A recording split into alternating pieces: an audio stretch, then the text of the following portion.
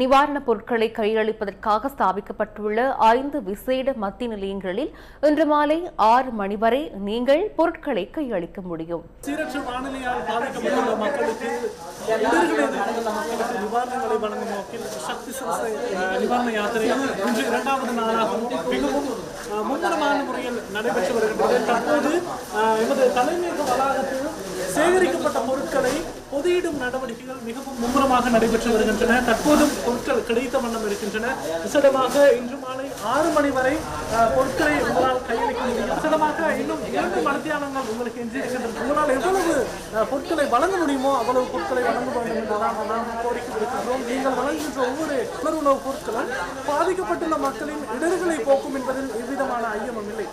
அரிசி, பருப்பு, சீனி, தேயிலை, பிஸ்கட் உள்ளிட்ட உலர் உணவுப் பொருட்களை உங்களால் மாலை 6 மணி வரை எமது தலைமையக வளாகம் அதேபோன்று கொழும்பின் ஏனைய 4 பகுதிகளிலும் உங்களால் வழங்க முடியும். காளிமுத்துச்சந்திரன், நியூஸ் ஃபர்ஸ்ட் செய்திகளுக்காக கொழும்பு தலைமையக வளாகத்திலிருந்து. நான் தற்போது கொழும்பு 12 ஜும்மா பெரிய பள்ளி வாசலில் நின்று கொண்டிருக்கின்றேன். இன்றைய தினம் பள்ளி வாசலை நோக்கி ஏராளமான மக்கள் இங்கே வருகை தந்து அவர்களுடைய நிவாரணப் பொருட்களை எங்களிடம் கையளித்து சென்றிருக்கின்றார்கள்.